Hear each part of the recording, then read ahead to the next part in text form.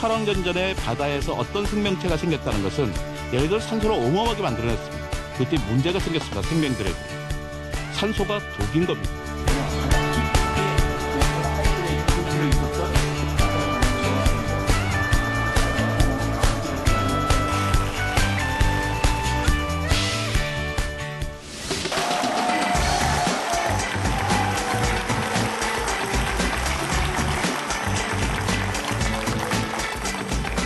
네, 여러분 반갑습니다.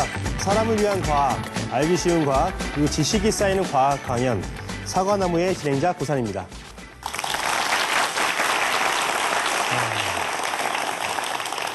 여러분 여기 지금 박수 치신 분들 다 살아 계신 거죠? 네, 살아있네 그런 것도 있잖아요, 그죠? 근데 이 살아있다는 것, 네? 지금 웃고 계시는 분들도 계신데 살아있다는 것 이거 되게 대단한 일이죠. 예, 우리 이 세상에 생명을 가지고 태어나서 이 지구에 살다가 주어진 시간 동안 한 길게 살면 80년, 100년 살다가 다시 돌아갑니다. 이 생명을 갖고 개개의 사람들이 이렇게 살아 있습니다. 또 사람뿐만 아니라 동물들도 살아 있고요. 그냥 무생물이 아니라 이 생명체가 어디에서부터 기원했을지 우리 인류가 아주 옛날부터 갖고 있던 그런 질문입니다. 예, 그것에 대해서 완벽한 해답이 아직 발견됐다고는 말을 못하지만 오늘 이 생명에 대해서 그리고 그 기원에 대해서 한 각도에서 이렇게 조망해 주실 분을 모시도록 하겠습니다. 오늘 강연자 과연 어떤 분일까요?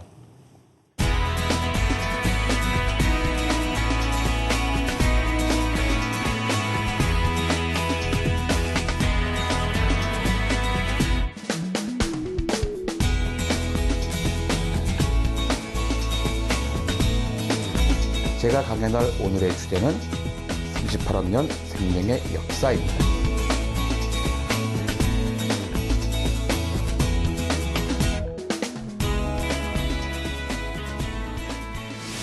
예, 오늘 강연을 해주실 이정모 관장님을 무대로 모시겠습니다. 큰 박수 부탁드립니다.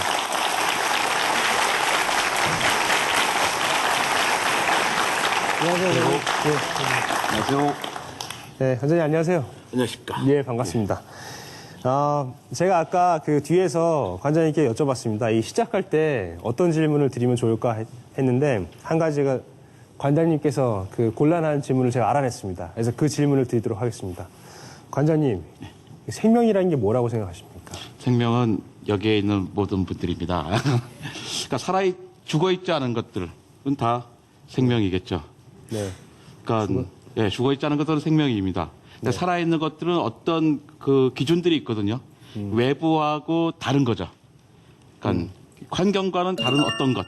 근데 거기에 자기의 고유의 정보를 가지고 있는 겁니다. 그 정보를 후손들에게 전달해 줄 수 있는 어떤 것은 생명이라고 할 수 있죠. 돌도 외부하고 갈라서 있잖아요. 하지만 돌은 그 후손을 남길 수는 없어요. 자기 똑같은 걸 만들지 못합니다. 하지만 여러분과 저희는 똑같은 후손들을 만들 수 있죠. 네. 이게 바로 생명입니다. 갑작스러운 또 질문에 아주 명쾌하게 답해 주셨는데요. 그러니까 외부랑 경계되는 어떤 독립적인 개체이면서 그게 계속 후세로 정보를 넘겨주는 거. 정보를 넘겨주는 것. 정보라는 것은 DNA 담겨 있나요, 혹시? 그렇죠. 보통 걷다 놓고 있습니다. 예. 오늘 이 생명의 기원에 대해서 과거로 거슬러 올라가서 쭉 설명을 해주실 텐데요.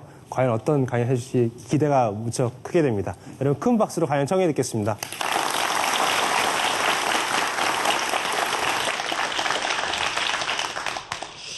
예, 아기 코끼리가 오리들과 놀고 있는 장면입니다. 거기에 꽃들도 있고 풀들도 있죠. 정말로 아름다운 장면입니다. 생명이 숨쉬고 있는 것이죠. 하지만 지구가 처음부터 저랬던 건 절대로 아닙니다. 저랬게 된 건 불과 38억 년밖에 안 되죠. 생명이 생긴 것들이요. 저것도 아주 최근의 일입니다. 우리가 타임머신을 타고 지구로 한번 돌아가 보겠습니다. 지구가 처음부터 바닷물이 막 넘칠대던 것은 아니었거든요. 지구는 처음 생겼을 때, 46억 년 전에 처음 생겼을 때는 그 뜨거운 불덩이였습니다. 거긴 그 누구도 살아있을 수 없었죠. 작은 박테리아부터 우리까지 그 누구도 존재하지 않았습니다. 그런데 38억 년쯤 됐을 때 드디어 바다가 지구가 식고 거기에 바다가 생기게 되었습니다. 거기서부터 바다가 생긴 순간 어떤 생명이 생기게 되었죠. 우리 타임머신을 타고 한번 38억 년 전으로 돌아가 보겠습니다. 타임머신 탔습니다. 어떤 도착했어요. 근데 도착했다고 딱 거기서 신나게 튀어나오면 안 되죠. 되게 위험한 일입니다. 여러분이 보이는 화면처럼 우리가 아마 38억 년 전으로 돌아갔으면 세상은 붉은 빛이었을 겁니다. 바다도 붉은 빛이었어요. 사방에 혜성이 날아오는 모습이 보였을 겁니다. 그리고 달은 지금보다 훨씬 컸어요. 왜냐하면 달이 지금처럼 38만 킬로미터나 지구에서 떨어져 있지 않았거든요. 아주 가까웠습니다. 그러니까 어떻게 해요? 조수간만의 차이가 컸었겠죠. 민물과 썰물의 간격이 큽니다. 그런데 그런 곳에 우리가 오랜 시간 동안 머무는 것은 좋은 선택이 아니죠. 얼른 육지로 돌아보겠습니다. 방향을 돌려서 육지를 보면 황량합니다. 물 한 포기, 풀 한 포기, 나무 하나 없고 어디 벌레 하나 볼 수가 없습니다. 침식된 장면은 쉽게 볼 수가 있어요. 바람이나 물에 의해서 지구가 많이 깎인 것을 볼 수가 있죠. 지금 비가 온다고 땅이 막 깎여 나가지 않잖아요. 저 때는 쉽게 깎여 나갔습니다. 왜냐하면 육지에 아무런 생명도 없었기 때문이죠. 38억 년 전에 바다에 어떤 생명체가 처음 생겼다고 얘기했습니다. 그때 우리가 먼저 생명을 한번 정의할 필요가 있을 것 같아요. 생명은 아까 말씀드린 대로 어떤 주머니를 통해서 자기 주변과 분절되어 있습니다. 단절되어 있는 것이죠. 그래서 생명의 정보는 DNA에서 RNA로, RNA에서 단백질로 옮겨집니다. DNA가 RNA로 전사되고 RNA에서 단백질이 번역되어 나오는 것이죠. 그걸 생화학에서는 중심 원리라고 합니다. 자, 이제 여기에 고민이 생겼습니다. 닭이 먼저냐, 달걀이 먼저냐, 이것과 같은 문제예요. 자, 봅시다. 생명 활동은 단백질로 구성된 효소가 합니다. 근데 단백질이 생기려면 뭐가 있어야 돼요? DNA라는 생명의 설계도가 있어야 되는 거죠.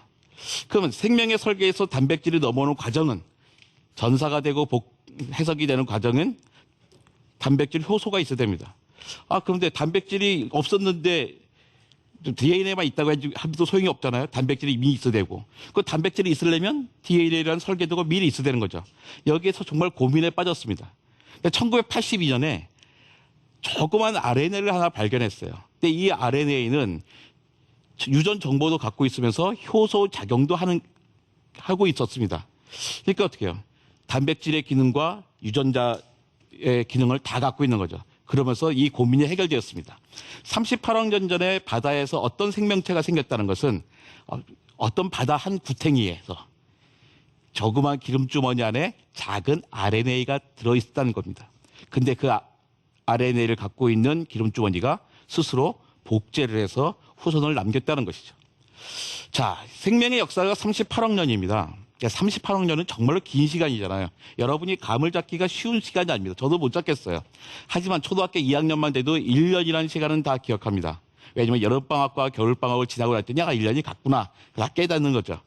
그러니까 우리는 다 1년이라는 시간을 알고 있으니까, 감이 있으니까 그 생명의 역사 38억 년을 한번 1년으로 축소해서 보자는 겁니다. 그럼 우리가 쉽게 감을 잡을 수가 있겠죠.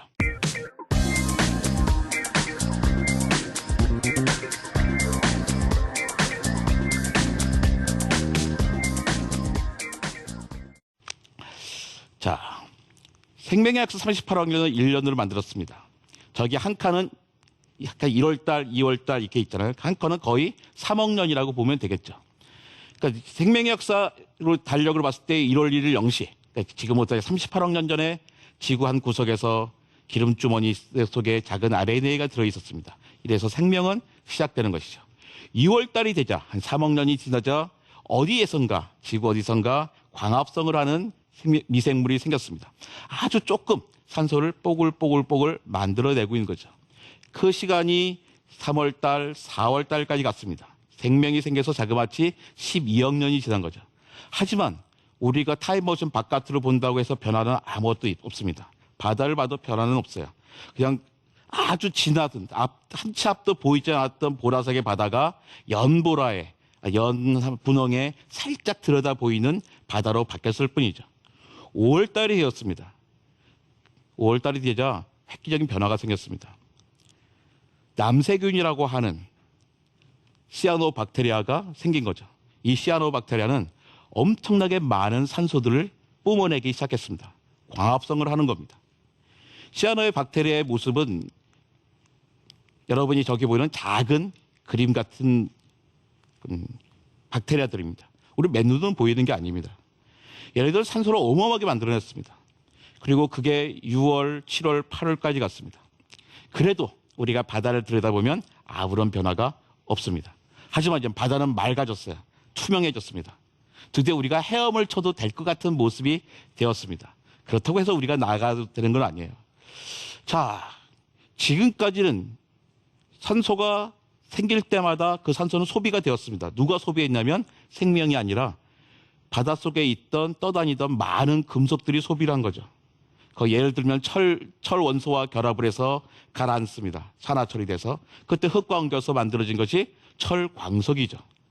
그런 식으로 다시 또 12억 년이 지나고 났더니 이제는 바다가 맑아졌잖아요. 모든 게 다 철광석에 가라앉았습니다. 그때 문제가 생겼습니다. 생명들에게.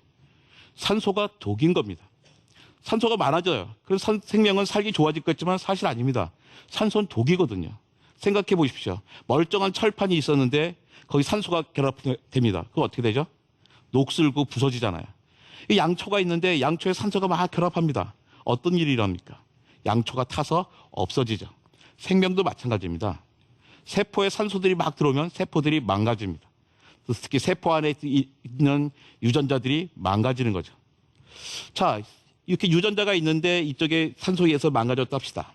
그전과의 방식대로 이 세포들이 자기 복제를 하면 어떻게 됩니까? 망가진 유전자를 가지고선 계속 복제가 되겠죠. 후손들은 유전자가 망가진 체입니다. 유전자가 망가져 있으면 단백질이 생기지 않죠. 생명은 단백질에 의해서 작용을 하거든요. 이때 생명은 기가 막힌 장치를 발명합니다. 그것은 바로 9월 달에 있었던 성의 탄생입니다. 암컷과 수컷이 만들어진 거죠. 암컷과 수컷이 만들어지니까 일이 해결되는 것처럼 보였습니다. 수컷이 이쪽 부분에 유전자에 망가졌습니다. 그런데 이쪽 부분에 멀쩡한 암컷이 결합을 해요. 그러면 그 유전자는 그대로 살아남아 있잖아요. 그 후손은 단백질을 다 만들어낼 수가 있었던 것이죠. 물론 이 암컷과 수컷이 되기 전에 암컷과 수컷이 하늘에 뚝 떨어진 건 아니에요. 이미 6월에서 7월로 넘어오는 과정에 미토콘드리아라는 게 세포 안에 생겼습니다. 미토콘드리아는 원래는 독립된 박테리아였어요. 산소를 사용하는 박테리아인데 이것이 다른 박테리아 안 속에 들어가가지고 공생을 하게 된 거죠. 미토콘드리아는 생명의 발전소입니다. 뿐만 아니라 자기의 핵의 유전자가 망가졌다는 것을 감지를 하면 그 핵 자체를 자살을 하게 만드는 그 성분도 들어 있습니다. 유전자도. 그러므로 해서 온전한 것들만 계속 살아남게 해주는 거죠. 9월이 지난 다음에 이제 10월이 됐습니다. 산소는 더 높아집니다. 세포들은 점점 더 커지고 다양한 다세포 생물도 생겼습니다. 11월 달이 됐습니다. 산소가 더 많아졌습니다. 이제 문제가 생겼습니다. 이제 산소가 많아도 너무너무 많은 거예요. 암컷과 수컷으로 견딜 수 있는 상황이 되지 않았습니다. 이때 생명은 다시 한번 기가 막힌 장치를 발명하죠. 그것은 바로 딱딱한 껍데기입니다. 딱딱한 껍데기가 생기니까 산소들이 만들어 투과를 하지 못하는 거예요. 그 세포들이 보존이 되는 겁니다. 또 딱딱한 껍데기가 생기니까 몸집을 키울 수가 있었습니다. 10월 달까지는, 그러니까 30억 년, 생명이 생겨서 30억 년 동안은 세포들이 커질 수가 없었어요. 왜냐면 말캉말캉했기 때문에. 근데 11월 달이 되니까 어떻게 해요? 딱딱한 껍데기가 생기니까 1cm 이상의 세포가 생길 수 있던 겁니다. 그래서 바로 이때부터 엄청나게 많은 화석들이 등장하기 시작하죠. 그때가 바로 11월 4일쯤 되는 겁니다. 이때 고생대가 시작하는 겁니다. 그 생명의 역사에 고생대, 중생대, 신생대라는 말을 하잖아요. 그게 바로 시작이 11월 4일이에요. 1월 1일부터 11월 4일까지는 고생대도 아닌 것이죠. 이 고생대는 아주 중요한 때입니다. 왜냐하면 이 고생대는 생명에게 눈이 생길 때거든요.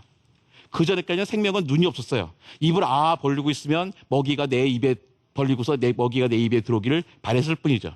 근데 처음으로 11월 달이 됐을 때 삼엽충이 생기면서 삼엽충은 방해석으로 된 눈을 갖고 있었거든요.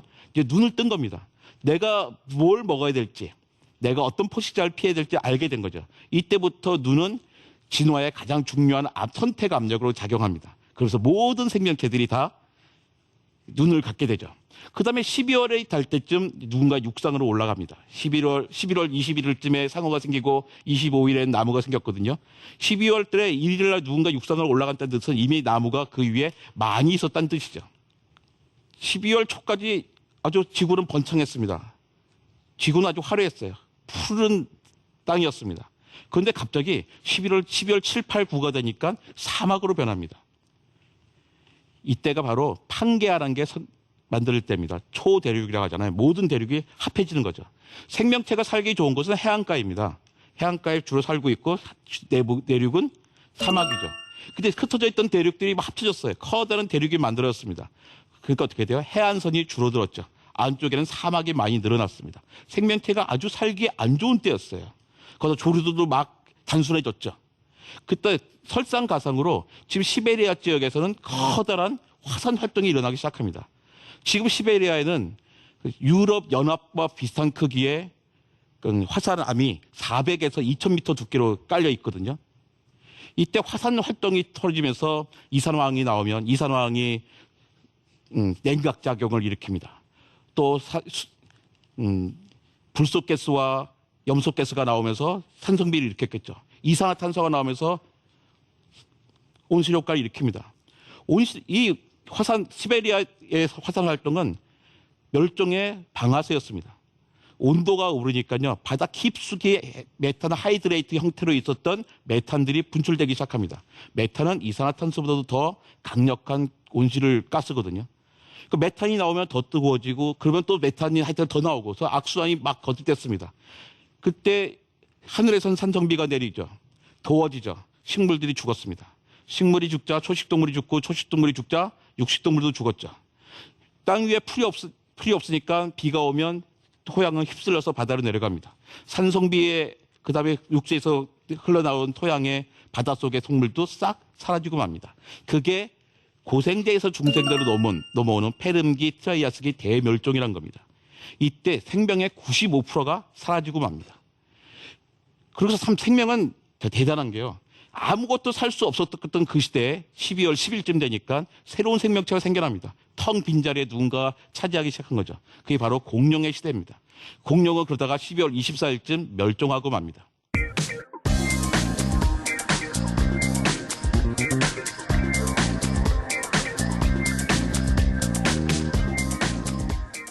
공룡의 멸종에는 커다랗게 세 가지 오해가 있습니다. 첫 번째 오해는 뭐냐면 공룡은 지금부터 6,500만 년 전 12월 24일 날 한꺼번에 멸종했다는 거죠. 하지만 전체 공룡 중에 그날 멸종한 거는 한 2%밖에 안 됩니다. 공룡은 12월 10일부터 처음 탄생했을 때부터 끊임없이 멸종해 갑니다. 누군가 멸종하면 그 자리를 누군가 대신 채우는 거였죠. 두 번째 오해는 공룡이 멸종한 것은 미련하게 몸집을 키우다가 멸종했다는 거예요. 근데 이것은 정말 오해입니다. 공룡이 1억 6천만 년 동안 지구를 효과적으로 지배할 수 있었던 까닭은 공룡이 몸집을 키웠기 때문이거든요. 공룡은 냉혈동물입니다. 냉혈동물이라는 것은 몸이 따뜻해져야 움직일 수 있다는 뜻이거든요. 자기 활동을 하려면 항원성을 가져야 되죠. 체온을 유지를 하려면 몸집을 키워야 됩니다. 왜냐하면 우리가 체온을 잃는 것은 피부에서만 잃거든요. 몸집을 키우면 전체 부피당 표면적의 비율이 줄어들게 됩니다. 그러니까 자기가 더 잘 살 수 있게 되는 거죠. 그래서 점점 키워갔습니다. 그럴 때 항상 남들과 다른 방향으로 가는 친구들이 있죠. 아, 몸집을 키우고 있어? 나는 반대 방향으로 가야지. 추운 데로 갈 거야 하는 거죠. 그럴 때 몸집을 줄이고선 대신 털을 가진 다른 동물이 생겼죠. 이게 바로 세 번째 오해입니다. 공룡이 멸종했다는 것 자체예요. 공룡은 멸종하지 않았습니다. 바로 그 새로 남아있죠. 우리가 매일은 아니지만 자주 먹는 치킨이 바로 공룡입니다. 공룡의 후예가 아니라 조류형 공룡이라고 보면 됩니다. 그 다음에 12월 25일부터 포유류의 시대가 시작됐습니다. 포유류가 시작됐다 시대다 그러면 그때 처음 생긴 게 아니에요. 포유류는 이미 11월 11일쯤에 있었습니다. 하지만 공룡이 뭐 포유류는 바보가 아니거든요. 몸집을 키워봤자 공룡에 잡아먹히잖아요. 그러니까 주먹만하게 작은 크기로 야행성으로 살았습니다. 그래서 공룡이 싹 사라지고 나니까 무주공산이다. 그러니까 자기 몸을 키웠습니다. 바다에도 포유류가 내려가죠. 그게 고래 같은 예이죠. 그러다가 12월 30일 밤 11시 50분쯤에 짠. 예, 12월 30일 밤 11시 50분쯤에 우리 호모사피엔스가 아프리카를 탈출합니다. 12월 31일만 볼까요? 오전 10시에 침팬지 계통과 사람 계통이 갈라섰습니다. 오후 4시에 똑바로 섰어요. 그 다음부터 끊임없이 머리를 키웁니다. 두뇌를 키웁니다. 언제까지? 밤 11시 30분까지. 그리고 11시 50분에 아프리카를 탈출하고 그때 당시 다른 인류들이 있었습니다. 그 한 5분 만에 모든 인류를 대체한 다음에 지금 자정에 여러분과 우리가 같은 자리에 한 자리에 모여 있는 겁니다. 지금 이제 마지막 순간에 우리는 이제 무엇을 하고 있을까요? 어떤 일이 일어나고 있을까요? 우리는 지금 멸종을 경험하고 있습니다. 대멸종을 경험하고 있습니다. 우리를 경험할 뿐만 아니라 우리가 일으키고 있는 거죠. 대멸종을. 그동안 멸종은 기후가 변한다든지 산소 농도가 변해서 없어지는 거였어요. 근데 지금은 기후가 조금 오른다 하지만 동물이 죽을 정도까지는 아닙니다. 그런데 정말 빠른 멸종을 경험하고 있거든요. 지금 살고 있는 생명체는 200만 중에서 1억 종입니다. 하루에 15종에서 70종의 생명이 멸종하고 있어요. 이 속도로 치면 빠르면 800년, 길면 2만 년이면 멸종을 하는 거죠. 페름기에서 트라이아스기 대멸종이 100만 년이 걸렸는데 그거에 비하면 우리 지구 역사상 가장 큰 대멸종보다 50배는 빠른 멸종을 경험하고 있는 겁니다. 이게 바로 우리가 생활을 바꿔야 되는 이유인 것입니다. 우리가 다른 동물들을, 다른 자연을 사랑해서 우리가 자연 친화적으로 삶을 바꾸는 것이 아니라 우리 인류가 살아남기 위해서, 인류의 지속성을 담보하기 위해서 우리의 삶을 바꿔야 되는 것이죠. 그건 바로 여러분과 저의 일입니다. 감사합니다.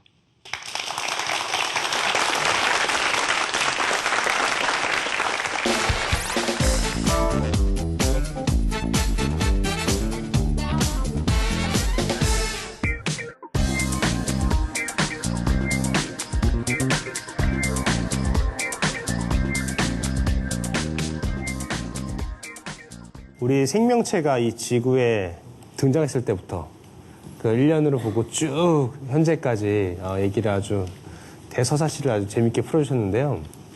그런 생각, 제가 질문 하나 해도 될까요? 그러니까 만약에 지금 있는 생명체들이 과거로 돌아가도 좀 힘들 것 같고 과거에 있는 생명체들이 지금 와도 좀 살아남기 힘들 것 같다는 생각이 드는데 어떻게 생각하시나요? 뭐 살아남을 수 있는 것도 있고 없는 것도 있을 거예요.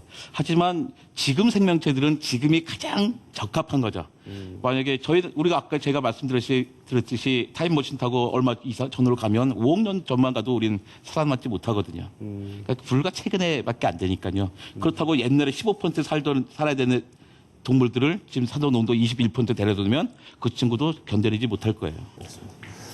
예. 굉장히 재미있는 강연 들었는데요. 혹시 강연 들으면서 궁금한 점 있었던 사람도 있으면, 손이 막 올라옵니다, 지금. 예, 어떤 친구부터 질문을 받을까요? 그 생명이 38억 년 전부터 계속 진화를 해왔잖아요. 그럼 지금 저희 사람들도 계속 진화를 하고 있는 건지 궁금해서. 그럼요. 우리가 생긴 지는 불과 100몇십만 년 정도밖에 안 되지만, 저 짧은 몇십만 년밖에 안 되지만, 우리는 끊임없이 변하고 있습니다. 우리의 뇌가 원숭이하고 침팬지와 갈라선 지 700만 년 동안 뇌가 어마어마하게 커졌어요. 근데 그게 몇만 년 전부터 멈췄단 말이에요. 그러면 우리가 진화가 멈췄나? 그게 아니거든요. 생각해보면 우리는 다 우유를 먹잖아요. 성인인데 불구하고. 아마 10,000년 전에 살았다면 성인들은 우유를 먹지 못했을 겁니다. 우유를 먹으면 다 설사했겠죠. 지금도 간혹가다 우유를 못 먹어서 젖당을 끊어놓은 락토 우유 같은 먹는 분들이 있죠. 알코올 같은 거 봐봐요. 알코올은 강력한 독이잖아요. 옛날 13,000년 전 사람들은 농사 짓기 전에 신석기 이전의 사람들은 아마 알코올을 먹었다 죽었을 거예요. 최소한 독한 설사를 했을 겁니다. 그런데 시대가 바뀌어가지고 아버지 중에서는 단 하루라도 알코올을 섭취하지 않으시면 혀에 바늘이 돋는 분도 계시잖아요. 그만큼 끊임없이 변하고 있죠. 그 아버님들은 진화하신 거네요. 모든 분이 다 진화를 했습니다. 네. 네, 오늘 재밌는 강연 해주신 이종모 관장님 큰 박수 부탁드립니다. 감사합니다.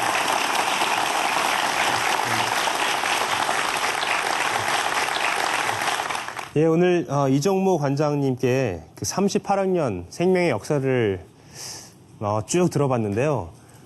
그 예전에 38학년 전에 우리 지구 환경이랑 지금이랑 너무 다르잖아요. 그러면서 생명체도 되게 다양한 모습으로 발전해 왔습니다.